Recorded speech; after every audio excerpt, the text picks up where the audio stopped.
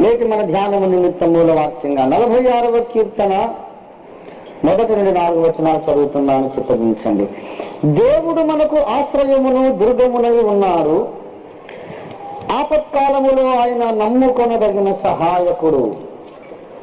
కావున భూమి మార్పు నొందినను, నడి సముద్రములలో పర్వతములు మునిగినను, వాటి జలములు ఘోషించుచు నురుగు కట్టినను, ఆ పొంగునకు పర్వతములు కదలినను మనము భయపడము. ఒక నది కలదు, దాని కాలువలు దేవుని పట్టణమును, సర్వోన్నతుని మందిరపు పరిశుద్ధ స్థలమును సంతోషపరచుచున్నవి. చిన్న మాట ప్రార్థన చేసుకుని దేవుని ఆత్మ సహాయం కొరకు వేడుకుందాం. ప్రేమ కలిగిన మా మహాపరిశుద్ధుడమైన దైవమా, నీ పాదములకు స్తుతులు, స్తోత్రాలు, నమస్కారములు తండ్రి. నీ అనంత మహాకృపలో అపారమైన నీ ప్రేమ యందు మమ్మల్ని జ్ఞాపకం చేసుకుని ఈ గోదావరి ఖని పట్టణంలో అగాపే సంపూర్ణ సువార్త సంఘ ప్రార్థనా మందిర ప్రాంగణంలో ఏర్పాటు చేయబడిన సత్యాన్వేషక సభలలో ఈ 3వ రాత్రి కూటములోనికి మమ్మల్ని మీరే తోడుకొని వచ్చినందుకై నీకు వందనాలు చెల్లిస్తూ ఉన్నాము గొప్ప ప్రభువా. గత రెండు రాత్రులు మీరు మాతో మాట్లాడినందుకు నీకు వందనాలు చెల్లిస్తున్నాము. 2 రాత్రులు, మొదటి రాత్రి, 2వ రాత్రి మీరు అమోఘమైన నీ సందేశాన్ని మాకు అనుగ్రహించారు. నీకు స్తోత్రములు తండ్రి. ఈ 3వ రాత్రి కూడా మీరు మాతో నీ దయను బట్టి, నీ కృపను బట్టి మాట్లాడమని వేడుకుంటున్నాము గొప్ప ప్రభువా. నీ దాసుడు, నీ సేవకుడు ఒట్టివాడే ప్రభువా, కేవలము నిష్ప్రయోజక దాసుడు నాయన. పరిశుద్ధులందరిలోనూ అత్యల్పుడు, అల్పజ్ఞుడైన నీ దాసుడు నీ పక్షముగా నీ సమాజముతో మాట్లాడడానికి ఉద్యుక్తుడై ఉండగా, ఉపక్రమిస్తూ ఉండగా మీ దాసుని మరుగుపరచండి. మీ శిలువ రక్తముతో మీ దాసుని కడిగి పవిత్రపరచండి ప్రభువా. మీ పరిశుద్ధాత్మ తైలము చేత మీ దాసుని అంటి అభిషేకించి బలపరచండి ప్రభువా. నీకు వందనాలు. మాకు ముందున్న కొద్ది సమయంతో ఆశీర్వాదకరంగా మలచమని మీరు వచ్చి మా మధ్యలో బహుబలమైన రీతిలో సంచారము చేయొచ్చు. మాలో ప్రతి ఒక్కొక్కరితోనూ, సార్వత్రిక సంఘం అంతటితోనూ మీరే మాట్లాడమని, మీరు మాట్లాడుచున్నగా నీ ధర్మశాస్త్రములు ఆశ్చర్యమైన సంగతులు చూచినట్లు మా కన్నులు తెరవమని, మీరు మాట్లాడుచున్నగా వినగలిగిన శ్రద్ధను, ఏకాగ్రతను మాకిమ్మని, మీరు మాట్లాడుచున్నగా వినగలిగిన శ్రద్ధ, గ్రహించగలిగిన జ్ఞానం, లోబడడానికి హృదయ సున్నతి మాకు దయచేయమని యేసు మహిమగల నామమున ప్రార్థిస్తూ అడుగుతున్నాము తండ్రి. ఆమేన్, ఆమేన్, ఆమేన్. ప్రభునందు నాకు అత్యంత ప్రియులారా, దేవుడు మనకు ఆశ్రయమును దుర్గమునై ఉన్నాడు అన్నటువంటి శ్రేష్టమైన లేఖన భాగమును పునాదిగా తీసుకొని ఆశ్రయ దుర్గము అనే శ్రేష్టమైన అంశములు మనము 3 దినములుగా ధ్యానము చేస్తూ ఉన్నాం. ఆశ్రయ దుర్గము అనగా సాక్షాత్తు మన ప్రభువైన యేసేనని మొదటి ప్రసంగములో మనం నేర్చుకున్నాం. ఆశ్రయ దుర్గములో ఉన్న నేరస్తునికి, ఆశ్రయ దుర్గములో శరణుజొచ్చిన మరణపాత్రుడైన నేరస్తునికి శిక్షావిధి ఉండదు.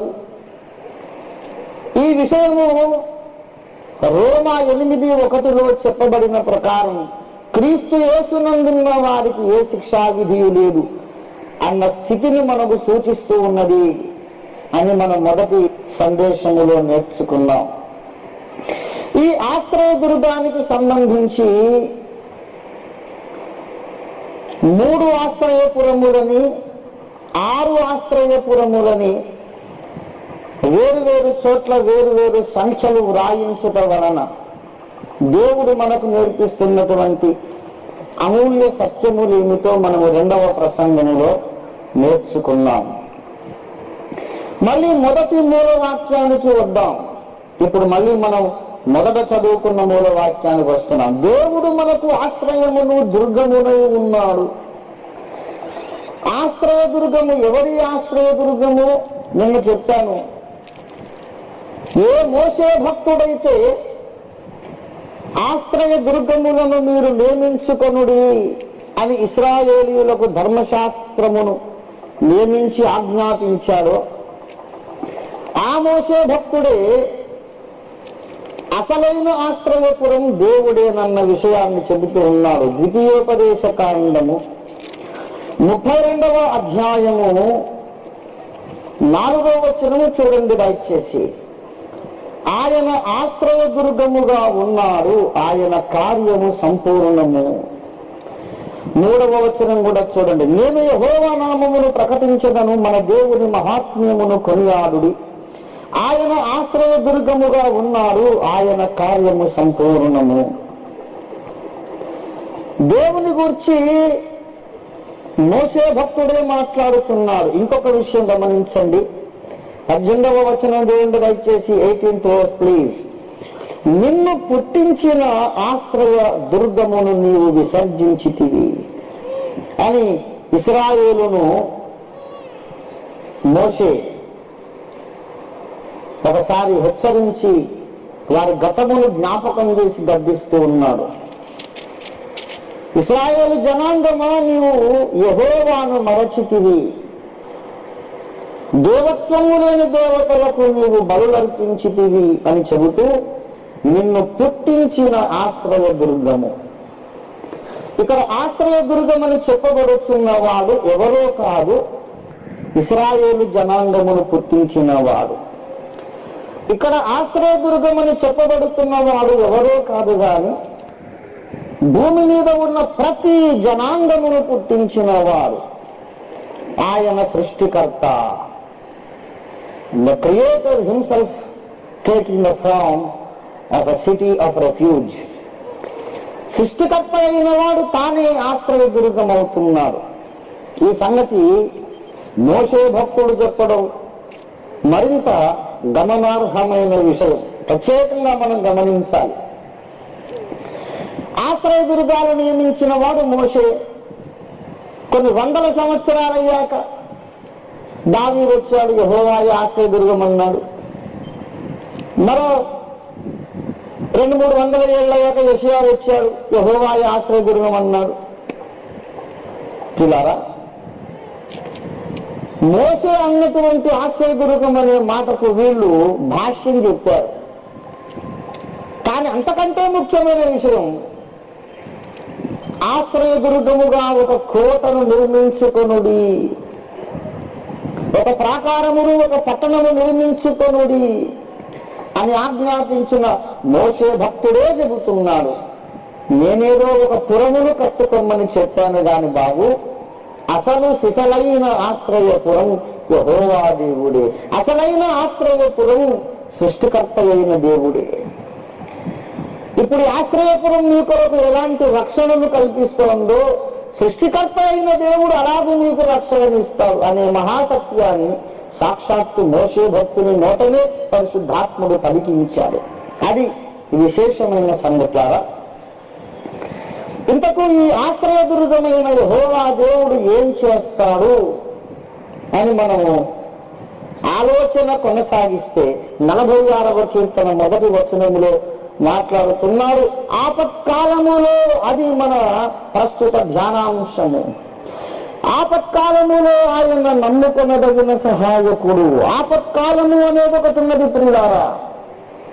యేసుక్రీస్తును విశ్వసించిన వారికి ఒక ఆపత్కాలం ఉన్నది, విశ్వసించక ముందు ఒక ఆపత్కాలం ఉన్నది. ఆపదలో రక్షించువాడు యేసునాథుడు. ఆపదలో నీవు నమ్ముకొనదగిన సహాయకుడు యేసునాథుడు. ఏదో ఒక ఆపద నిన్ను చుట్టుముట్టింది కనుకనే నీవు యేసయ్య పాదాల మీద పడి ఆయన శరణు తెచ్చావు. ప్రప్రథమముగా యేసు వద్దకు మనల్ని పరుగులు దీయించిన ఆపద ఒకటి ఉన్నది.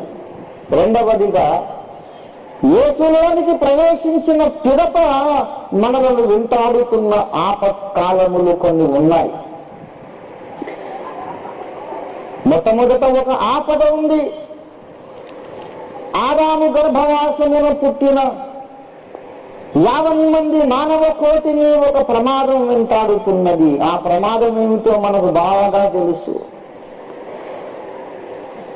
ఆదాము గర్భవాసమున పుట్టిన వాళ్ళందరూ జన్మతః పాపులై ఉన్నారు, స్వభావ సిద్ధముగా పాపులై ఉన్నారు. ఈ రెండు విషయాలు గమనించాలి. మానవుడు తన క్రియలను బట్టి మాత్రమే కాదు, స్వభావమును బట్టి దేవునికి విరోధి. మానవుడు ఏదో తప్పు చేసినందుకు కాదు, తన గుణమును బట్టి స్వభావమును బట్టి దేవుని కోపమునకు పాత్రుడు. ఇది ఆధ్యాత్మిక విద్యలో తొలి పాఠము, అఆలు ఓన్నమాలన్నమాట. ఇంటర్నేషనల్ ఛాలెంజింగ్ స్పీకర్లు అయిపోయిన తర్వాత కూడా అఆలు రాని వాళ్ళు ఉన్నారు కొంతమంది నిర్భాగ్యులు. ఇది తెలియదు. ఇంకా తప్పు చేస్తేనే మనం పాపులం, కానీ చేయకపోతే నువ్వు పాపులము. తప్పు చేయకుండా ఉంటే దేవునికి ఇష్టలుగా ఉండొచ్చు కదా అని క్రైస్తవేతరుని వలె మాట్లాడుతున్నటువంటి బోధకులు ఈనాడు క్రీస్తు సంఘ ప్రసంగ పీఠికల మీద చలామణి రావడం మనకందరికి సిగ్గుచేటు. అన్నుడా వీడు క్రైస్తవుడా? ఏమెరిగి మాట్లాడుతున్నాడు? బైబిల్ ఏం చదివి మాట్లాడుతున్నాడు? తప్పు చేస్తేనేనా మనం దేవునికి విరోధులు? బైబిల్ చూడండి, ఎఫెసీ పత్రిక 2వ అధ్యాయం 3వ వచనం చూడండి. ఎఫెసీ పత్రిక 2వ అధ్యాయం 3వ వచనం, మనము వారితో కలిసి మనం అందరము మన శరీరము యొక్కయు మనస్సు యొక్కయు కోరికలను నెరవేర్చుకొనుచు స్వభావ సిద్ధముగా దైవోగ్రతకు పాత్రులమై ఉంటుంది. దైవ ఉగ్రతకు మనము పాత్రులమై ఉంటుంది. దేవుని కోపమునకు మనము పాత్రులమై ఉంటుంది. దేవుని కోపమునకు పాత్రులం కావడానికి కారణం ఏమిటంటే స్వభావ సిద్ధముగా. స్వభావం our very nature is contrary to God's nature, which is absolutely holy. పరిపూర్ణ పరిశుద్ధత కలిగిన దేవుని స్వభావానికి మన స్వభావము పూర్తిగా విరుద్ధము, శత్రువైఖరి కలిగినది. యెషయా గ్రంథము 25వ అధ్యాయము 1వ వచనములోని చివరి భాగంలో దేవుని స్వభావమును గూర్చి ఒక మాట మాట్లాడతాడు. యెషయా గ్రంథం 25 మొదటి వచనం చివరి భాగం, నీవు అద్భుతమును చేసితివి, సత్య స్వభావమును అనుసరించి నీవు పూర్వకాలమున చేసిన నీ ఆలోచనలు నెరవేర్చితివి. సత్య స్వభావము దేవునిది సత్య స్వభావము, మనదేమో పాప స్వభావము, అపవిత్ర స్వభావము. స్వభావరీత్యా శత్రుత్వం ఎలా ఉంటుంది? అలా ఉండుట సాధ్యమేనా? ఒక ఇష్యూ లేకుండా, ఒక విషయం లేకుండా, ఒక వివాదం లేకుండా, ఒక కారణం లేకుండా ఒక మనిషి మీద శత్రుత్వం ఉండడం సాధ్యమేనా? దేవుడు ఒక వ్యక్తి, మనం కూడా వ్యక్తులం.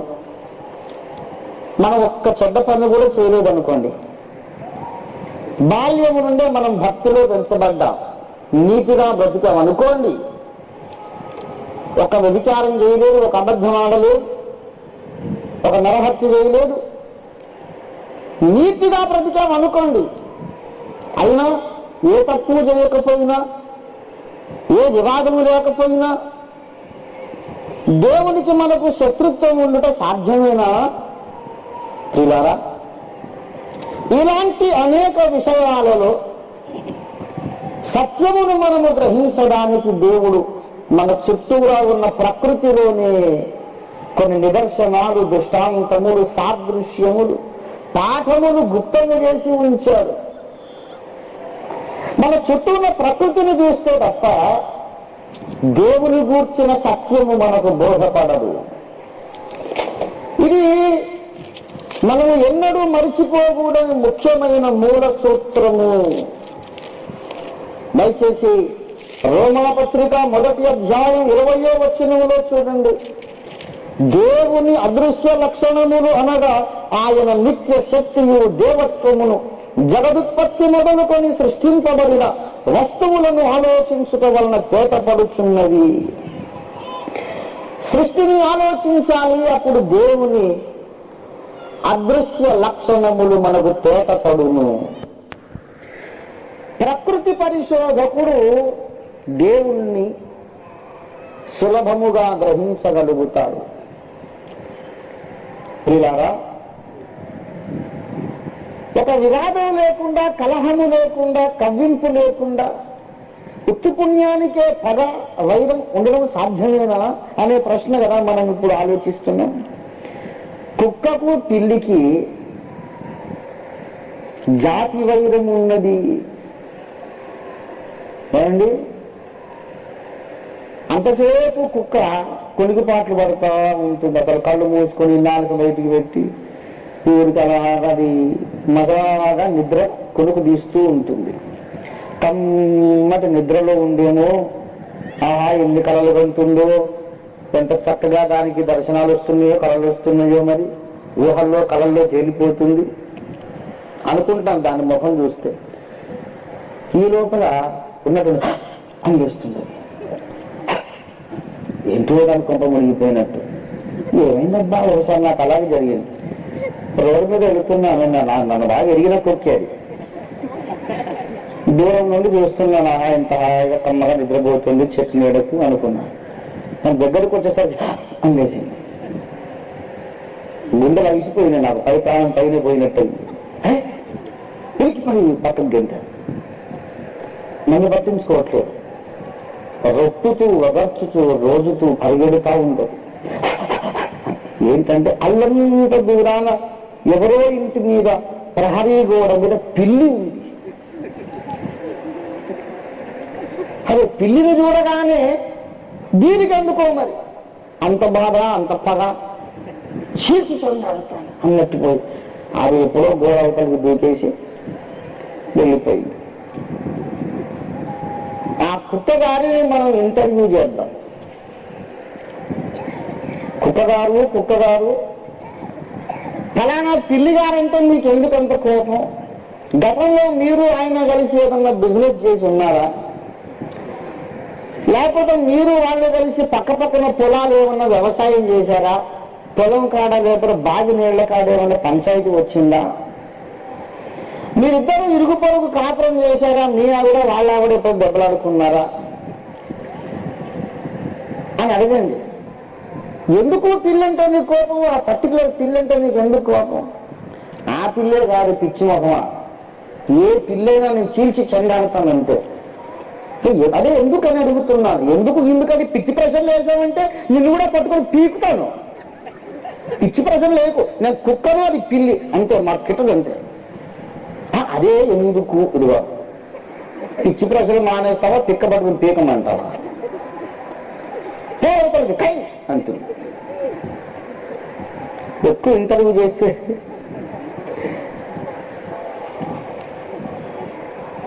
అది కాదండి అదే నాకు తెలిసి ఏడిస్తే కదా నీకు చెప్పడానికి. అది నాకు దూరగా నాకు చెవి ఎత్తిపోతుంది అంతే. I hate it, I want to kill. ఎందుకు? సృష్టిలో జాతి వైరం అనేది ఒకటి ఉంది. మీకు తెలుసో లేదో, మన ఇంట్లోకి పాములు వస్తున్నాయి.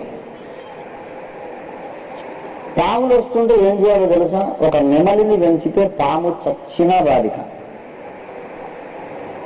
నెమళ్ళు ఎక్కడ దొరుకుతాయండి? నెమళ్ళు ఇంట్లో పెంచుకోకూడదని గవర్నమెంట్ రూల్ పెట్టారు, తెలియదా అనొచ్చు మీరు. కానీ గిని కోళ్ళు పెంచండి. గిన్నె కోడి అంటాం మనం, గిని ఫౌల్ అంటాం ఇంగ్లీష్ భాష అండి. గిని ఫౌల్స్ పెంచండి. అది తీసుమని చెట్టు మీద అక్కడక్కడ ఉండి 4 అడుగులు అరిసినాయి అంటే ఎక్కడి పాములు అక్కడే బలాదు పారిపోతాయి. గ్రద్దకు పాముకు జాతి వైరము, పాముకు ముంగిసకు జాతి వైరము. పామును చూడగానే ముంగిస పరిగెత్తుకొచ్చి కొడుకు సంపాదన చేస్తుంది. ఇలా కొన్ని ప్రాణులకు మధ్య దేవుడు జాతి వైరం ఎందుకు పెట్టాడో తెలుసా? అవి నిష్కారణంగా ఒకదానికొకటి శత్రువులు అయిపోయాయి. వాటి స్వభావమే అటువంటిది. ఏ విధంగా ఏ కారణము లేకపోయినా ముంగిస పామును ద్వేషిస్తుందో, ఏ కారణము ఏ కొట్లాట ఏ వివాదము లేకపోయినా ఏ విధంగానైతే కుక్క పిల్లిని ద్వేషించి చంపనిస్తుందో, అలాగే ప్రతి మానవుడు దేవునికి స్వభావ సిద్ధముగా శత్రువై ఉన్నాడు. ఇది ఇంత శాస్త్రం చెప్పాల్సి వచ్చింది. బైబిల్లో ఉన్న మూల పాఠం అది. నాకు చాలా ఆశ్చర్యం అండి. బైబిల్లో అకాలు రాని వాళ్ళను ప్రసంగికులుగా అసలు పిలిచే బుద్ధిహీనులు ఎందుకు పిలుస్తున్నారు? పెళ్లి కూర్చొని వినేవాళ్ళు ఎందుకు వింటున్నారు? నా చిన్నతనంలో ఇలాంటి పిచ్చి బోధలు ఎదగనండి నేను. ఆనాడు బోధకులు మాట్లాడితే పౌలు దిగొచ్చినట్టే ఉండేది. ఈనాడు బోధకులేమో పౌలకు పాఠాలను వింటున్నారు. పిల్లారా, భ్రష్టత్వము నుండి తప్పించుకోవాలంటే బోధకులను మొదట సరిగా ఎంపిక చేసుకోవడం నేర్చుకోండి. చంద బైబిల్ పెట్టుకొని కాస్త ధాటిగా మాట్లాడిన వాడల్లా ప్రవక్తే అనుకోకండి. విశ్వాసులు తెలివి కలిగి బోధకులను సరైన బోధకులను వెంబడించడం నేర్చుకోకపోతే విశ్వాసు భ్రష్టులు కాకుండా ఏ శక్తి కాపాడలేదు. Be careful to whom you are listening. ఏ బోధ వింటున్నావో, ఎవరిని వెంబడిస్తున్నావో జాగ్రత్త. ఇది మూల పాఠం. ఎందుకు ఈ పాయింట్లోకి వచ్చాను? ప్రసంగం మరిచిపోయి కాదు. ఆదాము హవ్వల గర్భవాసమున పుట్టిన ప్రతి మనుష్యుడికి ఒక ప్రమాదం నుంచి ఉన్నది అన్నాను. ఆ పాయింట్లో ఉన్నాను ఇప్పుడు. ఆదాము హవ్వల కడుపున పుట్టిన ప్రతి మానవునికి ఒక ప్రమాదం పొంచి ఉంది, ఒక ఆపత్కాలము పొంచి ఉన్నది. ఆ ఆపత్కాలం ఏంటంటే మానవుడు స్వతసిద్ధముగా స్వభావ సిద్ధముగా పాపి గనుక స్వభావ సిద్ధముగా దైవోగ్రతకు పాత్రుడు గనుక ప్రతి మనిషి నరక పాత్రుడు. ఏ భేదము లేదు. అందరూ పాపము చేసి దేవుడు అనుగ్రహించు మహిమను పొందలేకపోతున్నారు. ఏ భేదమును లేదు. ఋషులు, యోగులు, మునీశ్వరులు, మత ప్రబోధకులు, భక్తులు, భక్తిహీనులు, స్త్రీలు, పురుషులు, పండితులు, పామరులు, ధనికులు, బీదలు, మాన్యులు, సామాన్యులు, ఏ భేదము లేదు. అందరూ పాపము చేసి ఉన్నారు. పాపము వల్ల వచ్చు జీతము మరణము, మరణము, మరణము. పాపం వల్ల వచ్చు జీతము మరణము అన్న మాటలో రెండు మరణాలు ఉన్నాయి. ఒకసారి వీడు మరణించి ఈ లోకములో నుండి వేరు చేయబడి కటాఫ్ అయిపోతాడు. రెండవ మరణం ఉంది. పరలోకపు దేవుని సన్నిధి నుండి శాశ్వతంగా వేరు చేయబడి అగ్నిగంధకార గుండంలోకి వెళ్ళిపోతాడు. ఇక్కడ చచ్చినడు వాడు నిన్న మొన్న మనతోనే ఉన్నాడు, చచ్చిపోయాడు. ఇక వాడికి మనకు ఎలాంటి కమ్యూనికేషన్ ఉండదు. ఇంకా అలాగే వాడు నరకంలోకి వెళ్ళినప్పుడు దేవునితో గాని పరలోక వాసులతో గాని వాడు ఎలాంటి సంబంధాలు ఉండవు. చచ్చిపోయిన వాడితో మనం ఎలాగో సంభాషించలేమో, చచ్చిపోయిన వాడు మనతో ఎలా సంభాషించలేడో, అలాగే నరకానికి వెళ్ళిన వాడు దేవునితో మాట్లాడలేడు, వానితో మాట్లాడడు. గనుక అది రెండవ మరణం అన్నాడు. పాపం వల్ల వచ్చు జీతము శరీర మరణము మాత్రమే కాదు, రెండవ మరణము. ఓ విను సోదరా పరమ గురుని బోధ. అడిగాను నన్ను, అన్న నువ్వు పరమగురుని బోధాన్ని ఎందుకు రాశావు? చిన్న తమ్ముడు పాపం, అతను గేలి చేయను కానీ ఏది అభ్యంతరం ఏంటంటే యేసు ప్రభుని బోధ అంటే బాగుండదు కదా అంటాడు. పరమ అనే మాటకు శ్రేష్టమైన అని అంటాం. పరమవీర చక్రం ఒక బిరుదు ఉంటుంది, సైన్యంలో యుద్ధంలో చచ్చిపోయిన వాళ్ళకి ఇస్తారు. పరమవీర, పరమ అంటే శ్రేష్టమైన అని అర్థం. గురువు, గురువుల్లోకెల్లా సర్వశ్రేష్ఠుడైన గురువు చెప్పిన బోధ అని అర్థం. ఏదో ప్రాస కోసం యథాలాపంగా రాసిన మాట కాదది. పరమ గురుని బోధ నమ్మిన తొలగు నరక బాధ. ఓ వినుము సోదరా పరమ గురుని బోధ నమ్మిన తొలగు నరక బాధ. ఓ వినుము సోదరా పరమ గురుని బోధ నమ్మిన తొలగు నరక బాధ. కులమత భేదములెందుకు మానవులెల్ల పాపులండి, కులమత భేదములెందుకు మానవులెల్ల పాపులండి.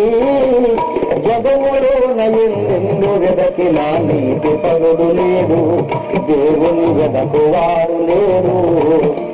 జగములోన ఎందెందు వెదకినా నీతి పరుడు లేడు, దేవుని వెదకు వాడు లేడు. ఓ వినుము సోదరా పరమ గురుని బోధ నమ్మిన తొలగు నరక బాధ.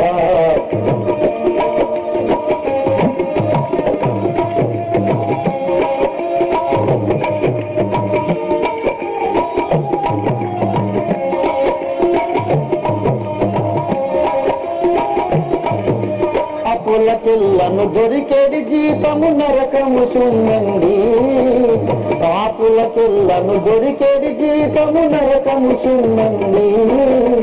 ఎంత ధనులకైనా ఆ నరకము తప్పదు నిజమండి, నరకపు బాధ గొప్పదండి. ఎంత ధనులకైనా ఆ నరకము తప్పదు నిజమండి, నరకపు బాధ గొప్పదండి. ఓ వినుము సోదరా పరమ గురుని బోధ నమ్మిన తొలగు నరక బాధ. నరకమనగ పూదోట కాదది అగ్నిగుండమండి, నరకమనగ పూదోట కాదది అగ్నిగుండమండి. అగ్ని అరడు కాలెడి వారికి చావు రాదుసుండి, విడుదల పొందలేరు అండి.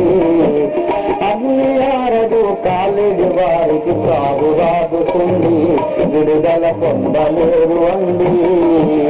ఓ వినుము సోదర పరమ గురుని బోధ నమ్మిన తొలగు నరక బాధ. ఓ వినుము సోదర పరమ గురుని బోధ నమ్మిన తొలగు నరక బాధ. ప్రభునందు ప్రియులారా, బైబిలులోని సందేశమంతటికి మూలాధారమైనటువంటి సత్యం ఇది. క్రీస్తు సువార్తకంతటికి మూలాధారమైన సత్యం ఇది. ఈ మాట కనుక ఒకవేళ సత్యం కాకపోతే మనకు యేసు క్రీస్తు అక్కరలేదు. ఒకవేళ మానవుడు సహజముగా పాపి కాకపోతే యేసు మనకు అక్కరలేదు. మానవుడు సహజంగా పాపి కాకపోతే యేసు శిలువ మీద మరణించడం అక్కరలేదు. We don't need Christ to die on the cross. ఎందుకు చావాలి ఆయన?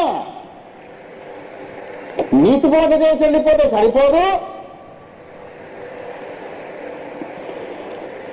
అందరూ మత స్థాపకులులాగా నీతి బోధ చేసి వెళ్ళిపోకుండా తన పవిత్ర రక్తాన్ని వేసి ఎందుకు చిందించాడు? ఎంత మంచిగా జీవించినా, ఎన్ని నీతి బోధలు బుర్రకెక్కించుకున్నా, ఎంత జాగ్రత్తగా నీతి బోధలు పాటించినా స్వభావ పాపానికి విరుగుడు కావాలి. అందుకు ఆయన పవిత్రమైన తన రక్తాన్ని చిందించాడు. ప్రతి మానవుణ్ణి భయంకరమైన ఆద వెంటాడుతూ తరుముకొస్తూ ఉంది. ప్రతి మానవుణ్ణి తరుముకొస్తున్నటువంటి ఈ ఆపద పేరు పాతాళపు మంటలు, నరకపు మంటలు. దయచేసి యెషయా ప్రవచన గ్రంథము 3వ అధ్యాయంలోనికి రండి. 2వ అధ్యాయం యెషయా ప్రవచన గ్రంథము 2వ అధ్యాయము దయచేసి రాబోతున్న భయంకరమైన ఆపద చూడండి. 19వ వచనం, యెహోవా భూమిని గజగజ వణికింప లేచినప్పుడు ఆయన భీకర సన్నిధి నుండి, ఆయన ప్రభావ మాహాత్మ్యము నుండి మనుషులు కొండల గుహలలోను దూరుదురు, నేల బొరియలలో దూరుదురు. ఆ దినమున యెహోవా భూమిని గజగజ వణికింప లేచినప్పుడు ఆయన భీకర సన్నిధి నుండి, ఆయన ప్రభావ మహాత్మ్యము నుండి కొండల గుహలలోను బండ బీటలలోను దూరవలనన్న ఆశతో నరులు తాము చేసుకున్నటువంటి విగ్రహములను పారవేయుదురు. పిల్లరా, దేవుడు భూమిని గజగజ వణికి లేచినప్పుడు మనుషులకు దాక్కోవడానికి చోటు దొరకదట. దేవుని కోపము బయలుపరచబడి దినమొకటి రానే ఉన్నది. యెషయా గ్రంథము 5వ అధ్యాయంలోనికి ఇప్పుడు రండి దయచేసి. 5:13 చూడండి. కావున నా ప్రజలు జ్ఞానము లేకయే చెరపట్టబడిపోవచ్చున్నారు. అరిలో ఘనులైన వారు నిరాహారులుగా ఉన్నారు. సామాన్యులు రక్తి చేత జ్వర పీడితులగుదురు. అందుచేతనే పాతాళము గొప్ప ఆశ పెట్టుకొని అపరిమితముగా తన నోరు తెచ్చుచున్నది. వారిలో ఘనులను సామాన్యులను ఘోష చెయ్యువారును హర్షించువారును పడిపోవుదురు. దేవుని కోపము పొంచి ఉన్నది, పాతాళ వేదన పొంచి ఉన్నది. దేవుని యొక్క ఉగ్రత పొంచి ఉన్నది, నరకపు మంటలు పొంచి ఉన్నది. ప్రతి మానవునికి there is no exemption. ఆదాము హవ్వల గర్భం పుట్టిన వాళ్ళందరూ నరక పాత్రుడు, ఏ భేదములు లేదు. అందులో మంచివారు చెడ్డవారని మనం చెప్పుకుంటాం. ఆయన చాలా మంచోడండి అని మనం చెప్పుకోవడం. సెంట్రల్ జైలు దర్శించడానికి పోతే అందులో దొంగలు ఇంకోటి చూపెట్టి వాళ్ళు చాలా మంచోడండి అంటారు. వీడు దొంగ, వాడు దొంగ, వీడు జైల్లో ఉన్నారు, వాడు జైల్లో ఉన్నారు. కానీ వీడి దృష్టిలో వాడు చాలా మంచోడు. అంటే వాడు జైల్లో ఉండి ఎవరి జైలుకి వెళ్లకుండా ఉన్నాడు. చేతగాకనో బలం చాలకనో ఎవరితోనో కొట్లాడడం లేదు. తనంతా తానుగా భోజనం చేస్తాం, పడుకుంటా ఉంటారు. అబ్బా చాలా మంచి దొంగండి అంటారు. అలా ఉంది విషయం. పాపలం కలిసి వాడికి సర్టిఫికేట్ ఇస్తారు, వాడు చాలా మంచి పాపండి. బాబు నువ్విచ్చే సర్టిఫికేట్ ఎవరికి కావాలి? సృష్టికర్త చెబుతున్నాడు. నీ దృష్టికి కొందరు మంచి కొందరు చెడ్డ ఉండొచ్చు, కానీ నా దృష్టికి ఏ భేదము లేదు అన్నారు. వినరండి మంచి బోధ, దీని విని నమ్ము వారికి తొలగు నరక బాధ. వినరండి మంచి బోధ, తనువు స్థిరము కాదు, మనతో దీని రాదు, పనికి మాలిన లోకమండి. ఎంత ఘనులైన పాపులేనండి, దీని వినిపింప వచ్చినామండి. ఇది మన దేవుడంపిన ఘనమైన సువార్త, వినరండి మంచి బోధ. అర్థంకి దావీదు గారి పాట. ప్రభునందు ప్రియులారా, ఎంత ఘనులైన పాపులే. కొంతమంది చాలా అందమైన పాపులు ఉన్నారు, తెల్లటి పాపులు, కొందరు నల్లటి పాపులు, కొందరు పొడవైన పాపులు, కొందరు పొట్టి పాపులు, కొందరు లావైన పాపులు, కొందరు బక్కటి పాపులు, డబ్బు గల పాపులు, కొందరు గుడిసెల్లో ఉన్న పాపులు, బాగా చదువుకున్న పాపులు, చదువు లేని పాపులు. పాపం తెలుగులో పాపం చేస్తే చదువుకున్న ఇంగ్లీష్లో పాపం చేస్తారు. ఏ భేదమును లేదు, అందరూ పాపము చేశారు, అందరికీ ప్రమాదము పొంచి ఉన్నది. దేవుని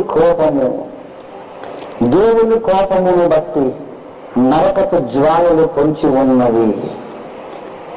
ఈ నరకపు జ్వాలు పొంచి ఉన్నదని నీ బుర్రకాయ ఒప్పుకోకపోవచ్చు కానీ నీ మనస్సాక్షికి తెలుసు. నరకం అనేది ఒకటి ఉన్నదని నీకు తెలుసు కాబట్టే మరణం అంటే నీకు భయం. మనిషికి మరణం అంటే భయం ఎందుకండి నాకు చెప్పండి. ఇది చాలా ఆలోచించవలసిన ప్రశ్న. మనిషికి మరణం అంటే భయం ఎందుకు? పెద్దలు చెబుతారు, మరణం సహజం నాయన, జాతస్య మరణం ధ్రువం. పుట్టిన ప్రతివాడు గిట్టక మానడు, పుట్టుట గిట్టుట కొరకే అని చావనేది చాలా సహజం నాయన. ఎందుకట్లా భయపడుతున్నారు అని ఎంతమంది స్వాములు చెప్పినా, ఎందరు మునీశ్వరులు చెప్పినా చావంటే మనకు భయం తీరదు, ఆ చెప్పినోడికి కూడా భయం తీరదు.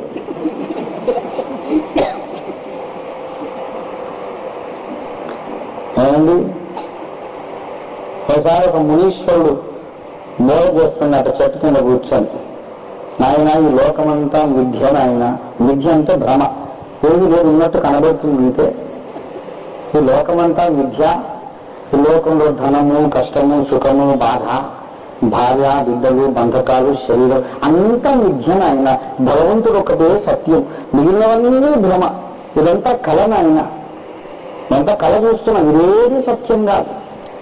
ఈ కొండలు, లోయలు, భూమి, ఆకాశం అంతా కళ, అంతా మిథ్య, ఇదంతా ఊహ. పరమాత్ముడు ఒకడే సత్యం, మిగిలినంతా మిథ్య అని చెబుతా ఉంటే భక్తులు తన్మయులై పరవశులై విని ఆనందిస్తారు.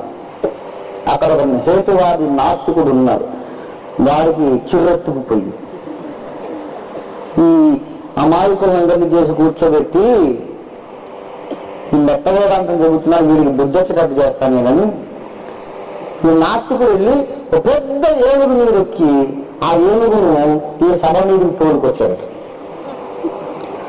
ఏనుగు వచ్చేసరికి హాహాకారాలు చేస్తూ ఈ భక్తజనం అందరూ చెల్లాచెదరైపోయారు. ఈ నాస్తికుడు ఏనుగును గురువుగారి మీదకి తోలుకెళ్ళాడు. నేను పెద్దగా హింకరిస్తూ కాళేశ్వరాన్ని తొక్కేసి గురువు గారు ఏసు ఒకటే పరుగులు అనిపించుకున్నట్ట. 7 గంటల పరుగుతా ఉంది, గురువు గారేమో పారిపోతా ఉన్నారు. చాలా దూరం పరిగెత్తించి నాస్తికుడు అన్నాడు, అంతా ఇదే కదా, ఎందుకు పారిపోతున్నారు గురువర్యా? ఏనుగుని చూడగానే నేను మెట్ట వేదాంతుల సంగతి బయటపడిపోయిందిగా అన్నాడట. గురువు గారు ఏమన్నారంటే, పిచ్చివాడా, ఏనుగు ఎక్కడిది, పరిగెత్తడం ఎక్కడిది నాయన? అది ఏనుగని నీకు అనిపిస్తోంది, నేను పరిగెత్తున్నట్టు నీకు అలా అనిపిస్తోంది. ఏనుగు లేదు, పరిగెత్తడం లేదు, గజం విద్య, పలాయనం విద్య, సర్వం విద్య నాయన అని ఒకటే పరుగులు అనిపించుకున్నాడు.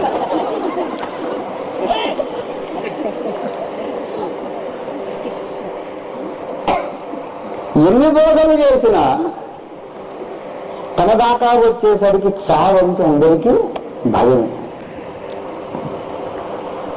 చావంటే ఎందుకు భయం? ఎందుకు చెప్పండి? చావు సహజమా? చావు సహజమని చెప్తున్న వాడు వేదాంత విద్యలో పామరుడు, అజ్ఞాని. చావు సహజమా? సహజమా కాదు, కానే కాదు. దాహము సహజము, నీళ్లు త్రాగుట సహజం. ఎవడైనా నీళ్లు తాగంటే భయపడతాడా?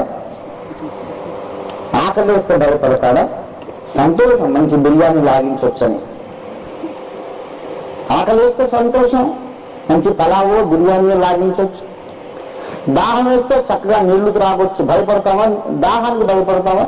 నిద్ర సహజం, నిద్రతో ఎవడని భయపడతారా?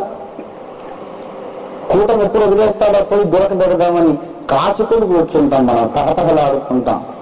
గురువారు చేసిన బోధకాలు మరి వదిలేయండి, నిద్ర వస్తుంది. నిద్ర అంటే ఎంత ఇష్టమో మనకు కదా.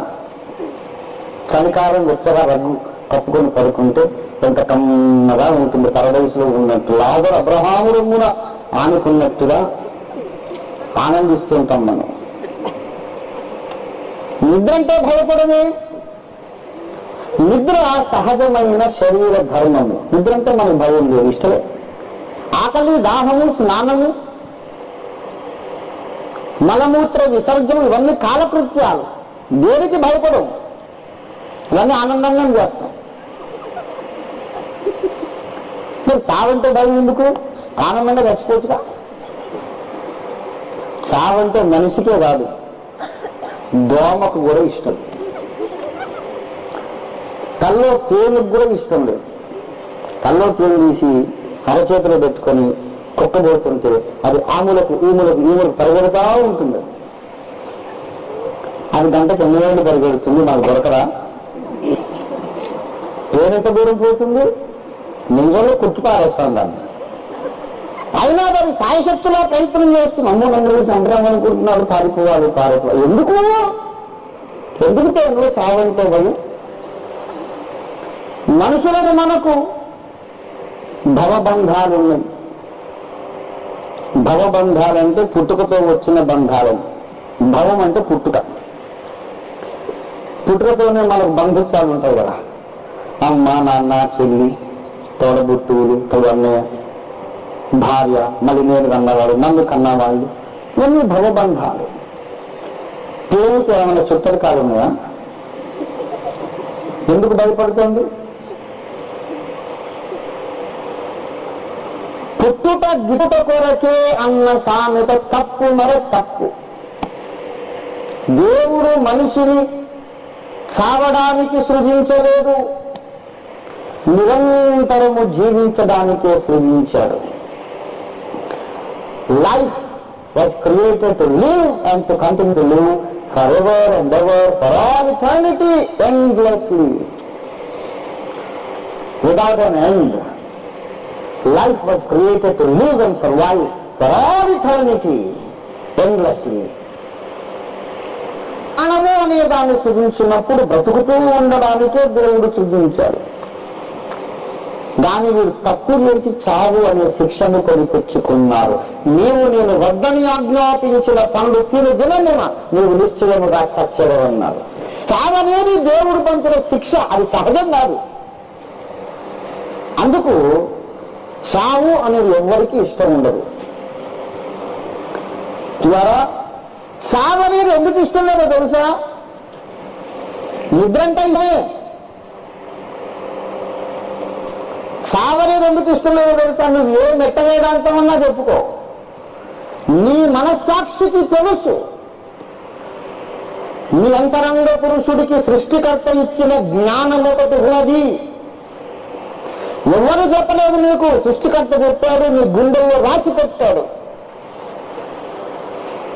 ఇక్కడ కన్ను మూసిన మరుక్షణం మరొక లోకంలో ఆరని అగ్ని జ్వాలల మధ్య మంటల మధ్య నీవు కన్ను తెరుస్తావు.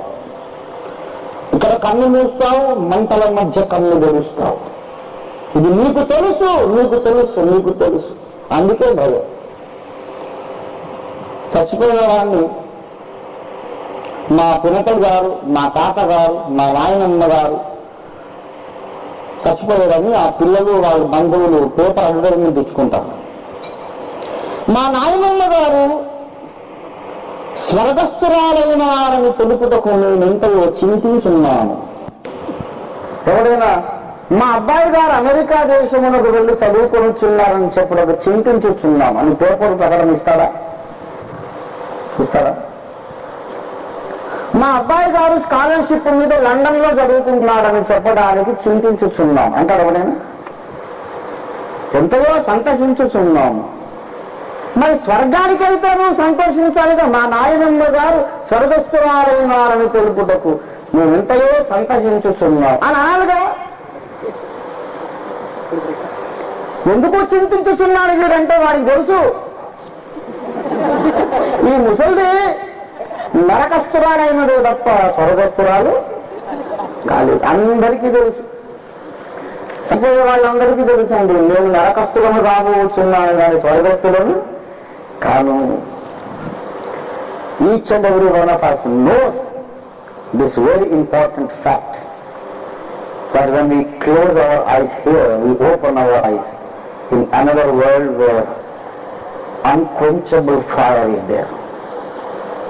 ఆర్పజాలని నరకపు మంటల మధ్య మనం కనుగొరుస్తాం. అందుచేత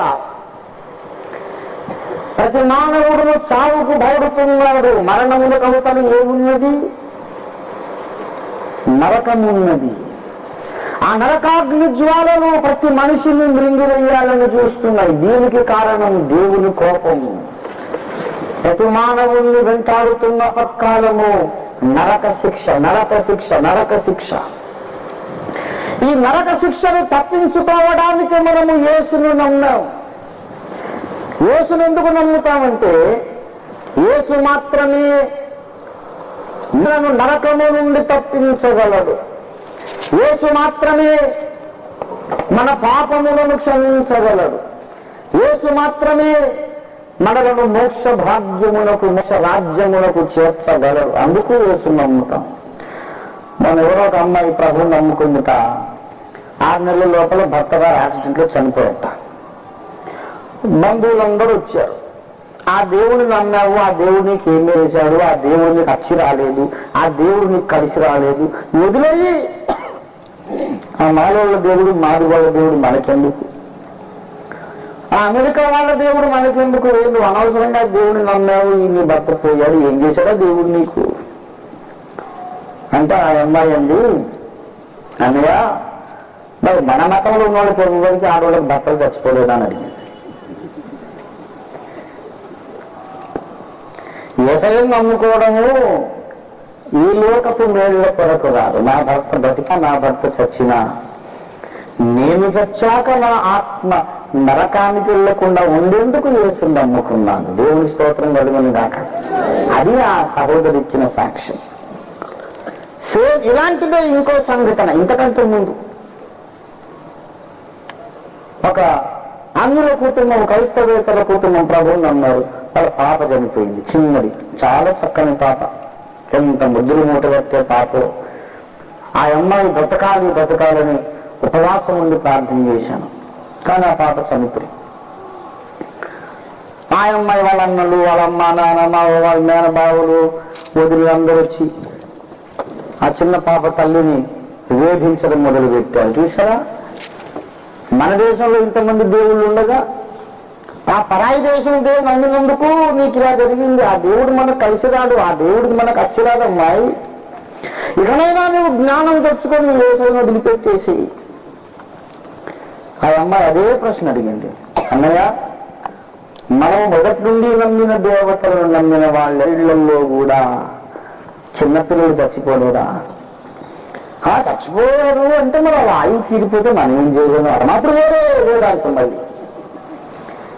ఆయుష్ తీరిపోయింది, పోయారమ్మా, దానికి మనం ఏం చేయలేదు. అదే సంగతి నా కూతురు సంగతి ఎందుకు అనుకోలేకపోతున్నావు? యేసుని నమ్మడం ఆరోగ్యాలు బాగుండటానికి, వ్యాపారాలు బాగుండటానికి, పిల్లలు బాగుండడానికి, భర్తలు భార్యలు బాగుండడానికి కాదండి. అసలు ఇది ఇష్యూనే కాదు. ప్రతి ఒక్క మనిషికి ఒక ఆపద పొంచి ఉన్నది. ఆ ఆపద నుండి మనల్ని రక్షించగల ఆశ్రయ దుర్గము యేసు. నరకమును ఘోరమైన ప్రమాదము నుండి తప్పించగల ఆశ్రయము యేసు. దేవునికి స్తోత్రం కలుగునేదాకా. అందరూ యేసు నమ్ముతున్నాం. దేవునికి స్తోత్రం కలుగునేదాకా. పైనున్న ఆకాశమందునా, క్రిందున్న భూలోకమందునా లేదు ఏనా మమ రక్షణ, లేదు పాప విమోచన, లేదు ఏనా మమ రక్షణ, లేదు పాప విమోచన. పైనున్న ఆకాశమందునా అన్ని నామములకు పైన కలదు ఉన్నతం బగు యేసునామము. అన్ని నామములకు పైన కలదు ఉన్నతం బగు యేసునామము. యేసునామములో శక్తి కలదు, యేసునామములో శక్తి కలదు. దోషులకు శాశ్వత ముక్తి కలదు, దోషులకు శాశ్వత ముక్తి కలదు. పైనున్న ఆకాశ ఆకాశమందునా క్రిందున్న భూలోకమందునా లేదు ఏనా మమోన రక్షణ, లేదు పాప విమోచన, లేదు ఏనా మమోన రక్షణ, లేదు పాప విమోచన. పైనున్న ఆకాశమందునా ప్రభునందు ప్రియులారా, ఏ ఇతర నామములను రక్షణ కలుగదు, పాపముల నుండి విమోచన కలుగదు. ప్రభునందు ప్రియులారా, అందుకొరకే యేసుని నమ్మాం. నరకము తప్పించుకోవడానికి యేసుని నమ్మాం. యేసుని నమ్మిన తర్వాత వ్యాపారం కలిసి రాకపోవచ్చు, మొత్తం దివాళా తీయవచ్చు, అయినా సరే యేసుని నమ్మాలి. బుద్ధిహీనంగా మాట్లాడి వ్యాపారం దివాళా తీసింది కాబట్టి నాకు యేసు అక్కర్లేదు, వ్యాపారం లాభసాటిగా చేసుకొని నేను నరకానికి పోవడమే మంచిది అని బయటికి వెళ్ళిపోవద్దు. వ్యాపారం బాగుండి కోట్లు సంపాదించి నరకంలో పడిపోయిన ప్రయోజనం ఏముంది? ఒకటి సర్వలోకములు సంపాదించుకొని తన ప్రాణములు పోగొట్టుకుంటే వానికి ఏమి లాభం? యేసయ్యను నమ్మిన తర్వాత ఆరోగ్యం చెడిపోని, కుటుంబం చెల్లా చెదురైపోని, నీ పెళ్లి పెటార్లు అయిపోని, వ్యాపారం దివాళా దీని, ఏమైనా కానీ ఎట్టి పరిస్థితుల్లో కూడా యేసయ్యను నమ్మాలి, యేసును వదిలిపెట్టొద్దు. పాత ఉజ్జి కీర్తనల్లో చక్కటి పాట ఉంది, ఆ సదాస్తుతింతు యేసు రక్షక అనే పాట. ఎంతమందికి వచ్చి చేయొద్దండి, కాకపోతే నేను పాడతా నేర్చుకోండి. ఒక చెల్లికి వచ్చు, పాత పాటలన్నీ మర్చిపోతున్నాం. నాలుగో పాట, సదాస్తుతింతు యేసు రక్షక, సదాస్తుతింతు యేసు రక్షక, యేసు రక్షక నిన్నే స్తుతింతు రక్షక, నిన్నే స్తుతింతు రక్షక, సదాస్తుతింతు యేసు రక్షక, యేసు రక్షక నిన్నే స్తుతింతు రక్షక, నిన్నే స్తుతింతు రక్షక, సదాస్తుతింతు యేసు రక్షక. కష్టములందు స్తుతింతు, నష్టములందు స్తుతింతు, కష్టములందు స్తుతింతు, నష్టములందు స్తుతింతు, నిష్ట అదే కదా శ్రేష్టమదే కదా, శ్రేష్టమదే కదా, నిష్ట అదే కదా శ్రేష్టమదే కదా, శ్రేష్టమదే కదా. సదాస్తుతింతు యేసు రక్షక, సదాస్తుతింతు యేసు రక్షక, యేసు రక్షక నిన్నే స్తుతింతు రక్షక, నిన్నే స్తుతింతు రక్షక, సదాస్తుతింతు యేసు. నిందాలయందు స్తుతింతు, కొండారలందు స్తుతింతు, నిందాలయందు స్తుతింతు, కొండారలందు స్తుతింతు, ఆనందమణి పై విందుగని నీ అందమణి, ఆనందమణి పై విందుగని నీ అందమణి, సదాస్తుతింతు యేసు రక్షక, యేసు రక్షక నిన్నే స్తుతింతు రక్షక, నిన్నే స్తుతింతు రక్షక, సదాస్తుతింతు యేసు రక్షక. ఉపకారములకు స్తుతింతు, అపకారములకు స్తుతింతు, ఉపకారములకు స్తుతింతు, అపరారములకు స్తుతింతు, అపవాదు రాని అపవాదు కాని కృపని దేయని, అపవాదు రాని అపవాదు కాని కృపని దేయని, సదాస్తుతింతు స్తుతింతునే సురక్షక, యేసు రక్షక నిన్నే స్తుతింతు రక్షక, నిన్నే స్తుతింతు రక్షక, సదా స్తుతింతునే ప్రాణాపాయములో స్తుతింతు, నా ప్రాణాపాయములో దళంతు, ప్రాణాపాయములో స్తుతింతు, నా ప్రాణపాయములో దళంతు, బహు ప్రాణమిదే నాకు జానమిదే, లోక ప్రాణమిదే బహు ప్రాణమిదే, నాకు జానమిదే లోక ప్రాణమిదే, సదా స్తుతింతునే సురక్షక, యేసు రక్షక నిన్నే స్తుతింతు రక్షక, నిన్నే స్తుతింతు రక్షక, సదా స్తుతింతునే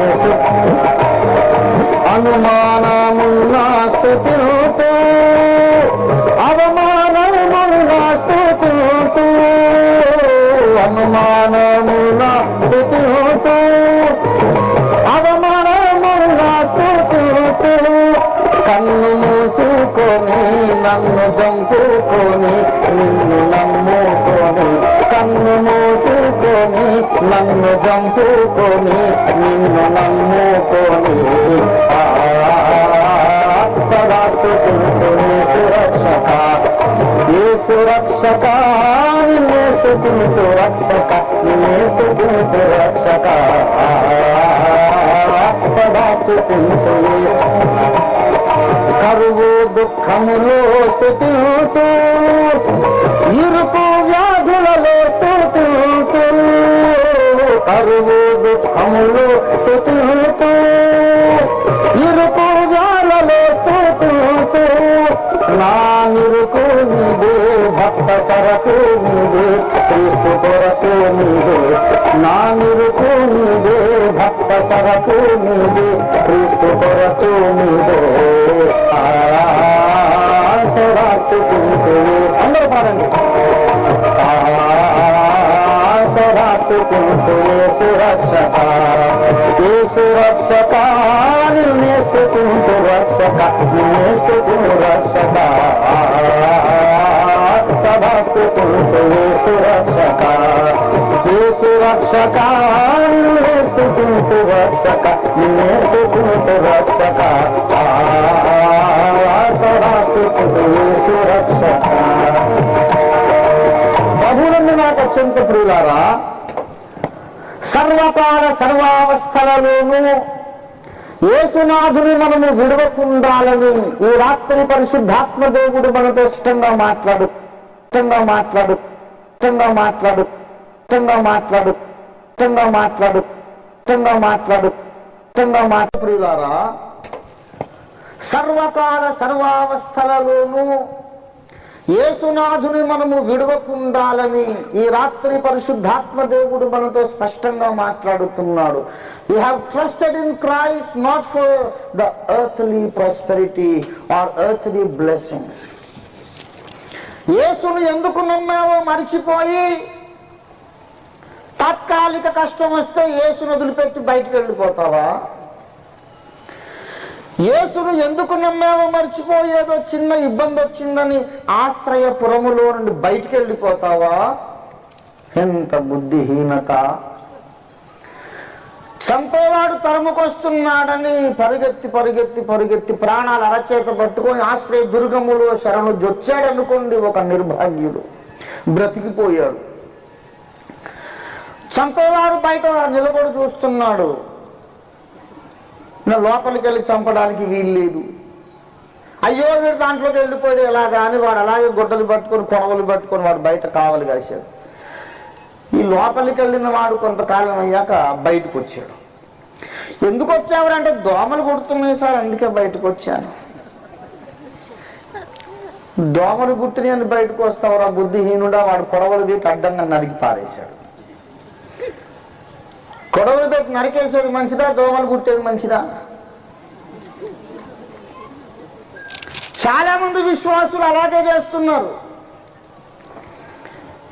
యేసయ్యను వదిలేసి బయటకు వెళ్ళిపోతున్నారు, ఎందుకంటే దోమలు కుట్టినాయట. ఎవడో ఏదో అన్నట్ట, ఏదో కలిసి రాలేదట, ఏదో జబ్బు చేసిందట, పిల్ల పెళ్లి కాలేదట, అన్నీ ఇలాంటి సిల్లీ రీజన్స్. నీవెంత పెద్ద కారణం చెప్పినా యేసుని విడిచిపెట్టడానికి ఆ కారణం చాలదు. అవమానమున్నా, అనుమానమున్నా, నిందలున్నా, కష్టాలున్నా, కరువైనా, వస్త్రహీనతైనా, ఎట్టి పరిస్థితుల్లోనూ మనము యేసుని విడిచిపెట్టకూడదు. నీకున్న కరువులు, కష్టాలు, నిందలు, కన్నీళ్లు, హింసలు, పోరాటాలు అన్నిటికంటే మించి కోటాను కోట్ల రెట్లు ఎక్కువ భయంకరము నరకాగ్ని జ్వాలలు. అది గుర్తుపెట్టుకో. యేసు మనకు కావాలి. At any cost we cannot afford to leave Christ. At any cost, for any reason, we cannot afford to come out of the city of refuge. We can't afford, we just cannot afford to do that. మనం బయటికి రావడం కుదరదు. యేసయ్య నువ్వు కొట్టినా, చంపినా, ఏం చేసినా నీలోనే ఉంటాను తండ్రి. బయటికి వెళితే నరకమే గతి. ఆపత్కాలమందు నరకమని అగ్నిగుండపు ప్రమాదమును చూచి పరిగెత్తి పరిగెత్తి పరిగెత్తి వచ్చు వారికి యేసు నమ్మదగిన సహాయకుడు. దేవునికి స్తోత్రం కలుగును గాక. హల్లెలూయా. యేసు నమ్మదగిన సహాయకుడు. నా యొద్దకు వచ్చు వారిని నేనెంత మాత్రమును బయటికి త్రోసివేయనన్నాడు. యేసయ్యా, పాపినైన నన్ను కరుణించుము అని అడిగిన వాణ్ణి ఎన్నడూ ఆయన బయటికి త్రోసివేయలేదు, త్రోసివేయబోడు. He is a trustworthy help in the time of trouble. English బైబిల్లో బాగలేదా తర్జుమా? Very present help in the time of trouble అని ఉంది. రిలయబుల్ హెల్ప్, నమ్మదగిన వాడు. You can trust in Jesus and throw your burden upon him. యేసు మీద నమ్మకం ఉంచి నీ భార్య ఆయన మీద వేసి నిన్ను ఆయన ముంచడు. యేసును నమ్మి మునిగినోడు ఇప్పటిదాకా లేడంతే. దేవుని స్తోత్రం కలుగును గాక. హల్లెలూయా, హల్లెలూయా. ఎవడన్నా ఒకరిని పట్టుకురండి, నేను చూస్తాను. యేసయ్యను నమ్మినందుకు నా ఆత్మ నాశనం అయిందండి ఎవడన్నా ఉన్నాడా? దేవుని బిడ్డలారా, నమ్మదగిన సహాయకుడు, నరకము నుండి నిన్ను తప్పించగలిగిన నమ్మకమైన సహాయకుడు. నరకమనే ప్రమాదాన్ని చూసి యేసులో శరణు జొచ్చే వారికి ఆయన నమ్మదగిన సహాయకుడు. కానీ నరకమనే ఆపద తప్పించుకోవడానికి యేసులోనికి వచ్చాం. అంత మాత్రాన యేసులోకి వచ్చాక అజాగ్రత్తగా ఉండవచ్చని అర్థం కాదు. యేసులోనికి వచ్చిన తర్వాత ఆపత్కాలములున్నవి. చకచకా 3 సంగతులు చెప్పి ముగించేస్తాను సమయాభావాన్ని బట్టి. యేసులోనికి వచ్చిన తరువాత మనకు 3 విధముల ప్రమాదములున్నవి. మొట్టమొదట, ఎప్పుడైతే యేసును నీవు అంగీకరించావో, ఎప్పుడైతే యేసు క్రీస్తుని స్వరక్షకునిగా నీవు అంగీకరించి నమ్ముకున్నావో, అప్పుడే ఈ లోకములో కొందరు మనుషులు నీకు శత్రువులవుతారు. 31వ కీర్తన 4వ వచనం చూడండి. నా ఆశ్రయ దుర్గము నీవే. మళ్ళీ అదే మాట. నన్ను చిక్కించుకొనుటకై శత్రువులు రహస్యముగా ఒడ్డిన వలలో నుండి నన్ను తప్పించుము. నన్ను చిక్కించుకొనుటకై శత్రువులు రహస్యముగా వలను ఒడ్డి ఉన్నారు అని చెబుతున్నారు.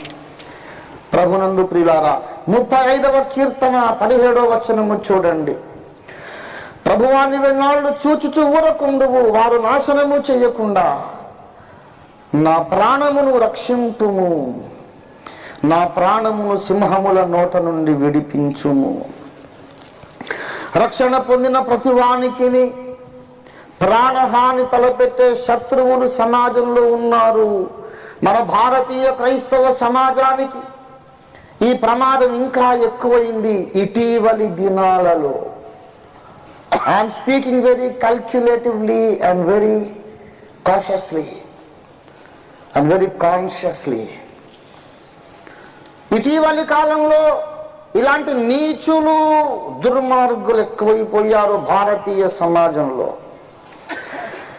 ఎవరికి ఎన్నడూను ఏ హాని తలపెట్టని ఆస్ట్రేలియన్ మిషనరీ గ్రాహం స్టెయిన్స్ను నిష్కారణంగా అతని 2 కుమారులతో పాటు సజీవ దహనం చేసి చంపేశారు. ఆయన నాలాగా మత ప్రబోధకుడు కాదు, వేల మందికి బాప్తిస్మాలు ఇచ్చినవాడు కాదు. ఎందుకు చంపారు? ఎవరికి హాని చేశాడు ఆయన? ఇటీవలి కాలంలో మొన్న ఒక నెల రోజులు కూడా అవ్వలేదు, హైదరాబాద్ ఆసిఫ్ నగర్లో డానియల్ అనే దైవ సేవకుణ్ణి ప్రార్థన చేయాలి రమ్మని తీసుకెళ్లారు. అంతే, అతడు కనిపించలేదు. 3 దినాలు అయ్యాక శవం ఎక్కడో దొరికింది. అది జరిగిన ఒక దాదాపు 10 రోజులైందో లేదో ఐజక్ రాజు అనే ఇంకొక యవ్వన దైవ సేవకుడు, యువకుడు, అదే రీతిలో అతన్ని అర్ధరాత్రి ప్రార్థన చేయాలి రమ్మని తీసుకెళ్లారు. చంపేశారు. ఎక్కడో 3 దినాలు అయ్యాక గోనె సంచిలో శవం దొరికింది. క్రీస్తునందున్న విశ్వాసులారా, దేవుని మాటగా పలుకుతున్నాను, నీవు దేవుని మహిమ కొరకు జీవించాలనే తీర్మానము కలిగిన వాడివైతే నీవు క్రీస్తుకు సాక్షిగా ఉండాలి, అనేకులను క్రీస్తు కొరకు నడిపించాలి, క్రీస్తు దగ్గరికి తేవాలనే తీర్మానము కలిగిన వాడవైతే నీకు తెలియకుండా నీ చుట్టూన్న వారిలో కొందరు నీ మీద హత్యా ప్రయత్నం చేస్తూ ఉండవచ్చు. నీవు జాగ్రత్తగా ఉండాలి. క్రైస్తవులు అర్ధరాత్రులు ఒంటరిగా సంచరించకండి. క్రైస్తవ సువార్థికులు స్కూటర్లు, మోటార్ సైకిళ్ళు డ్రైవ్ చేసేటప్పుడు అతివేగముగా వెళ్ళకండి. కనీసం 2-3 కలిసి బృందముగా వెళ్ళండి. ఎక్కడికైనా గుర్తు తెలియని మనుషులు ప్రార్థనకు పిలిస్తే వెళ్ళకండి. బైబిల్లో సందేహాలున్నాయి రమ్మని పిలిస్తే నీకు బాగా తెలిసిన వాడైతే తప్ప వెళ్ళొద్దు. ఏం సందేహమో మా ఇంటికే రా, మా మందిరానికి రా బాబు, నేను తీరుస్తాను, ఇక్కడ మాట్లాడుకుందాం. ఈ లోపుగా పోలీస్ స్టేషన్లో చిన్న కంప్లైంట్ పడేస్తాను, ఇంటిమేషన్ ఇస్తాను. వాళ్ళు కూడా వచ్చి విని రక్షింపబడతారు, రా మాట్లాడదాం అని చెప్పాలి. నన్ను కూడా ఒకడు పిలిచాడు ఈ మధ్య, रंजीत साहब आप हैं क्या? फोन, हाँ हाँ मैं रंजीत बोल रहा हूँ, क्या बात है? मेरे को एक बाइबल होना आप दे सकते हो? यार बिल्कुल दे सकते हो, क्या 100 बाइबल दे सकता हूँ मैं। बाइबल में हमको जरा डाउट है, थोड़े मेरे को थोड़े डाउट्स है, आप क्लियर करना, थोड़े सवाल पूछना चाहता हूँ आपसे। बिल्कुल पूछो। क्या आप हमारे घर में आते? नहीं तो मैं आपके घर में आऊँ। मैं आप सिकंदराबाद क्लॉक टावर के पास आ सकते हैं क्या? बिल्कुल आ सकता हूँ। कब आऊँ? आज रात को 12:30 बजे।